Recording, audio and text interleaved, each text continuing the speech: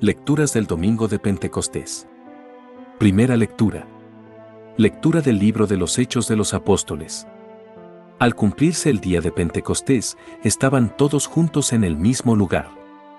De repente, se produjo desde el cielo un estruendo, como de viento que soplaba fuertemente, y llenó toda la casa donde se encontraban sentados.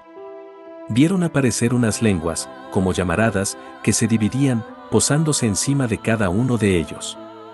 Se llenaron todos de Espíritu Santo y empezaron a hablar en otras lenguas, según el Espíritu les concedía manifestarse.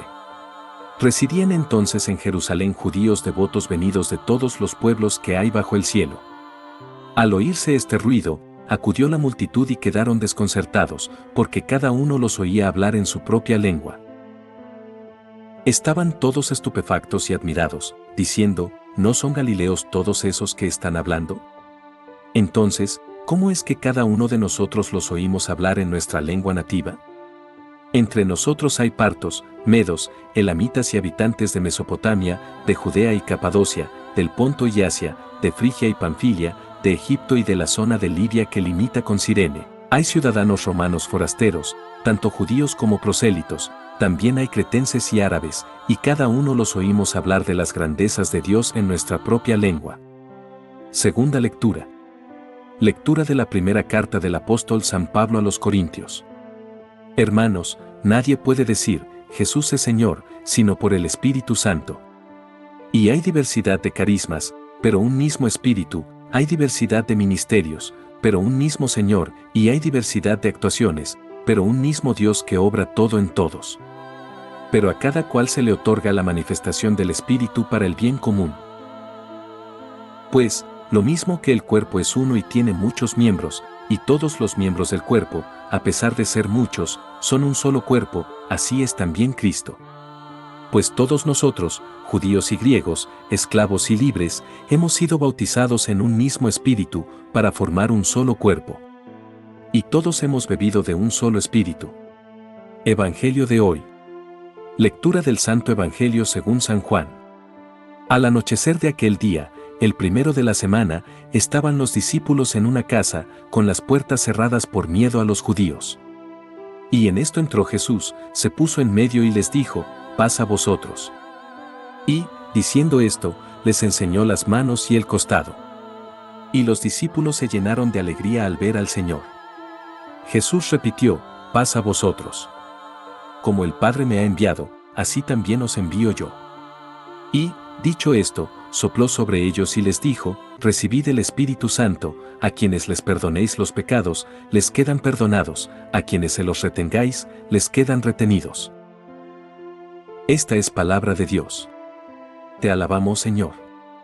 Comentario al Evangelio del Domingo de Pentecostés. Con la celebración de Pentecostés termina el tiempo pascual. Hemos estado mucho tiempo preparándonos, con la Cuaresma, hemos vivido la Semana Santa y después las 7 semanas de la Pascua. Cada domingo, la liturgia nos ha ayudado a adentrarnos en ese misterio de la muerte y resurrección del Señor. 50 días después de haber celebrado la Pascua, esta se nos acaba. Cuando empezamos el periodo de Cuaresma, qué lejos estaba este momento. Pero el tiempo vuela, y no nos queda más remedio que mirar atrás, hacer examen de conciencia, ver si hemos cumplido nuestros objetivos, todo eso que en Cuaresma prometemos, pero luego. O sea, rezar más, ser mejor, dejar de fumar, pasar menos tiempo delante de la tele y más tiempo con la familia o la comunidad, y, como dicen los jóvenes, ponernos las pilas y seguir hacia adelante. Porque tenemos todavía mucho que hacer. Hay que recibir bien el Espíritu. El Evangelio de San Juan concluye la narración de la muerte de Jesús, inclinando la cabeza, entregó el Espíritu. Cuando se escribieron los Evangelios, no había letras minúsculas. No sabemos si, de vivir varios siglos después, o en nuestro tiempo, habría escrito el autor la palabra Espíritu, con mayúscula o con minúscula. O quizá la hubiera escrito de las dos formas, poniendo una barra de separación entre ellas. Y es que una de las técnicas de este Evangelio es precisamente la de jugar a la ambigüedad, no en el sentido de que quiera confundirnos, sino en el sentido de la riqueza y abundancia de significados que ofrecen sus expresiones, polisemia. Así que nosotros, ahora, en nuestro caso, si pecamos de algo, es mejor que pequemos viendo un doble sentido en su expresión, en lugar de ser demasiado parcos y quedarnos solo con el significado más simple, el de exhalar el último aliento, o el de encomendar su vida a las manos de Dios. Los discípulos podían muy bien decir, ¿qué va a hacer de nosotros si tú nos faltas? ¿Cómo nos las vamos a apañar? Todo se vendrá abajo. Nosotros mismos nos vendremos abajo. Tú no nos puedes faltar. En cambio, Jesús les decía, os conviene que yo me vaya, porque si no me voy, no os podré enviar el Espíritu de la verdad. Para poder decir, bienvenido, al Espíritu, hay que dar un cierto adiós a Jesús. Y Jesús cumple su promesa. Viene al encuentro de los discípulos como resucitado y les entrega el Espíritu. El Espíritu es, pues, el fruto maduro de la Pascua de Jesús. De ese fruto participamos todos, gracias a Dios. Porque hoy para todos nosotros es Pentecostés. Hoy celebramos que Jesús nos envió su Espíritu. Es un hecho que no consignó ningún historiador. Pero la historia cambió desde aquel momento. En el corazón de aquellos galileos que habían seguido a Jesús desde los inicios allá cerca del lago, en el corazón de María, su madre, y en el de las otras mujeres que habían ido con él, en el corazón de los discípulos que se habían añadido al grupo a lo largo de aquellos 3 años por las tierras de Palestina, todo había cambiado cuando, después de la muerte del Maestro, lo habían experimentado vivo, resucitado en medio de ellos. Solo el don de una fuerza divina puede cambiar radicalmente la situación.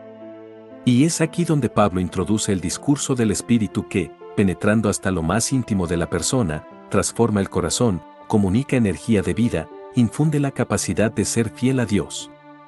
La consecuencia de esta transformación es la liberación de la esclavitud del pecado. Todo había cambiado. Pero no solo por admiración o por alegría. Todo había cambiado porque ahora la vida nueva de Jesús era su misma vida, el Espíritu de Jesús era su mismo Espíritu. El aliento de Jesús, la fuerza de Jesús, el alma de Jesús. Este Espíritu es ahora como nuestra madre. Así cumplió Jesús su palabra, no os dejaré huérfanos. Somos los renacidos del agua y del Espíritu. El Maestro sigue con nosotros, a través del Espíritu Santo. Ese Espíritu nos conduce a la verdad plena. Si nos dejamos guiar por Él, nos hace penetrar en lo profundo del misterio de Dios, nos hace penetrar en lo profundo del misterio de la vida.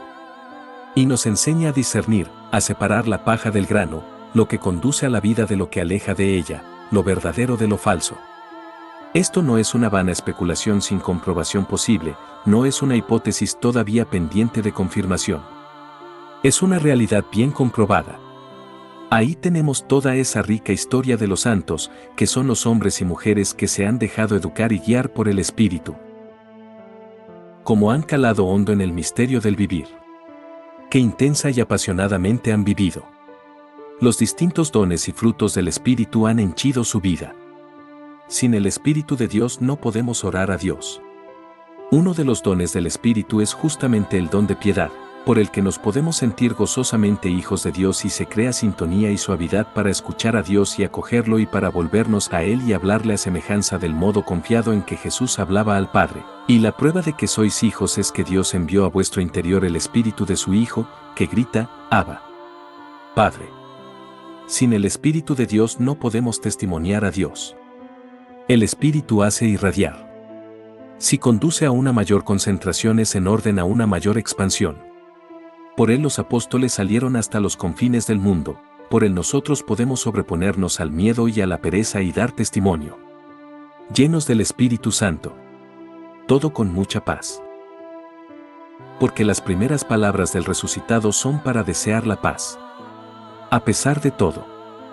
Sin embargo, cuando os entreguen no os preocupéis por lo que vais a decir o por cómo lo diréis, pues lo que tenéis que decir se os inspirará en aquel momento, porque no seréis vosotros los que habléis, será el Espíritu de vuestro Padre quien hable por vuestro medio.